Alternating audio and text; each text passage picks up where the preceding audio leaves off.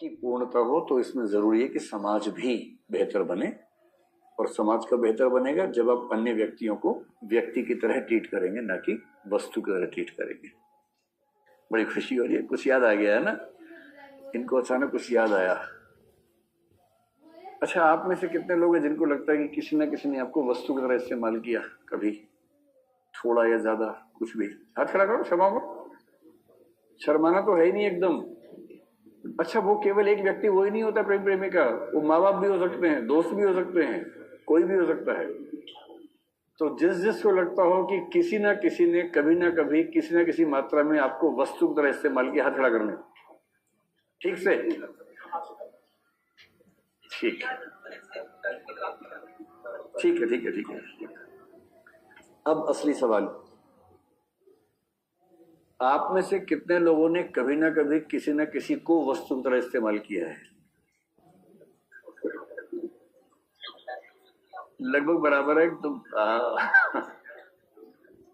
तो यदि आप किसी को इमोशनली ब्लैकमेल करते हैं तो आपने उसको वस्तु बना दिया उस समय, है ना? तो लगभग बराबर है।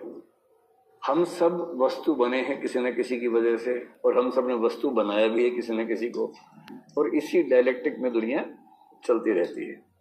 हीगल समाप्त हुआ जी।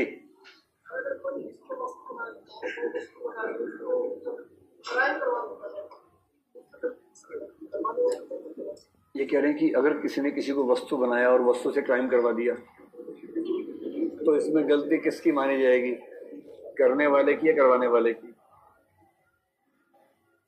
अगर ये साबित हो जाए कि क्राइम करने वाला ऐसी मनस्थिति में था कि उसका अपने ऊपर नियंत्रण था ही नहीं, तो केवल करवाने वाला।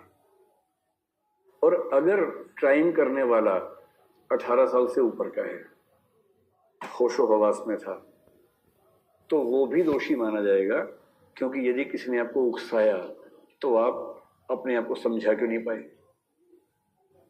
कोई 18 साल से ऊपर के फुल सिटीजन को भड़का भड़का के किसी का रेप करवा दे, तो गलती केवल भड़काने वाले की नहीं है, उसका भी अपराध है।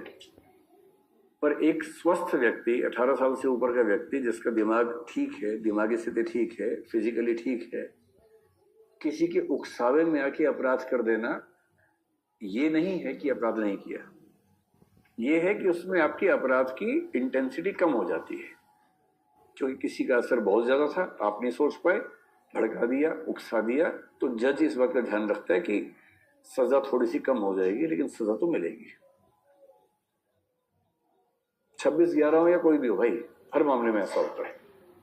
मतलब अगर कृत्य इतना गंदा है कि उसके बाद इस बात से फर्क ही नहीं पड़ता कि किसने क्या समझाया, तो फांसी भी मिलेगी।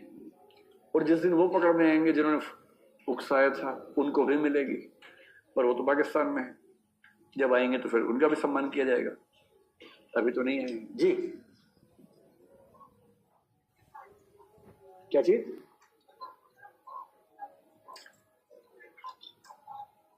ये कह रही है कि किसी का वस्तुकरण हुआ हो और उससे उसको लाभ ही हुआ हो, तो देखिए, थोड़ा बहुत वस्तुकरण सबका होता है, थोड़ा बहुत वस्तुकरण लोग चाहते भी हैं कि हो जाए।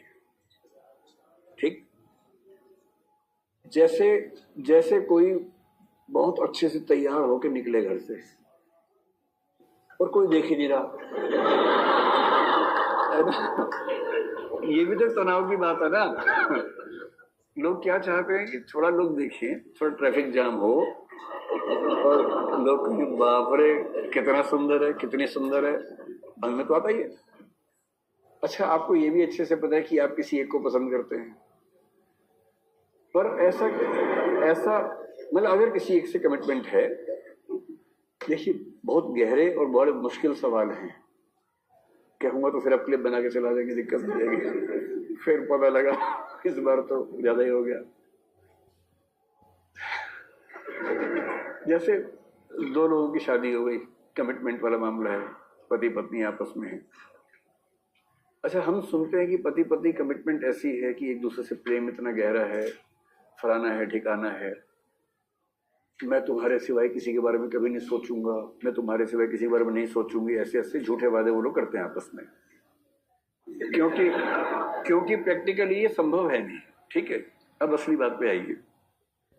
अब किसी शादी ब्याह में जा रहे हैं, दोनों जा रही हैं, इतना तैयार क्यों हो रहे हैं?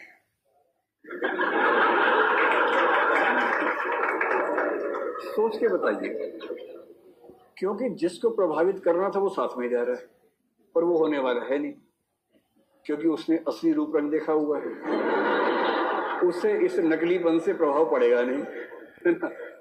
भाई जो असलियत जानता है उसे क्या असर पड़ेगा कि आपने 7 लेयर का मेकअप किया कि 8 लेयर का किया, उसे क्या फर्क पड़ता है इस बात से? उसे बल्कि भाव मन में आता है कि लो यार देखो झूठ कितना फैला रखा है। ऐसा हो सकता है, वो लड़के के लिए भी हो सकता है कि लड़के बहुत तैयार होते हैं। तो ईमानदारी से जरा सोचिए कि वो तैयार किसके लिए हो रहे हैं। एक दूसरे के लिए तो नहीं हो रहे। सुंदर दिखने के लिए ना, किसके लिए? हाँ, तो वो चाह रहे कि लोग तारीफ करें, यही चाह रहे हैं ना। ये कह रही है कि सुंदर दिखने के लिए तैयार होते हैं, उसमें ये नहीं है कि मेल फीमेल कोई भी हो, बस लोग तारीफ करें, वो सुंदर दिखें। ये चेतन मन से आप कह पा रही है। जब इसको अवचेतन के स्तर पर ले जाएंगे और गहराई में, इस पर लोगों ने पूरी जिंदगी खर्च की है इस पर रिसर्च करने में, और वो बताते हैं कि कई बार हमें पता भी नहीं होता कि अंदर से हम क्या चाह रहे होते हैं। तो हम कहते हैं कि नहीं हम तो वैसे तैयार हुए, अच्छा लगता है मुझे तैयार होना। इससे बड़ा झूठ कोई हो नहीं सकता, इससे बड़ा कोई झूठ नहीं हो सकता। भाई तैयार होने में मेहनत लगती है, और इंसान मूलतः कामचोर आदमी है। एक कामचोर प्राणी मेहनत कर रहा है केवल इसलिए कि उसे अच्छा लगता है, ऐसा नहीं होता है। विश्वास कीजिए, ऐसा नहीं होता है। तो यदि शादीशुदा लोग किसी और शादी में जाने के लिए बहुत तैयार हो रहे हैं, इसका मतलब है कि अभी चिंगारी बाकी है, वो उस मूड में है कि कहीं वो अभी इसी मूड में चल रहे हैं। हाँ भाई, कौन था उधर?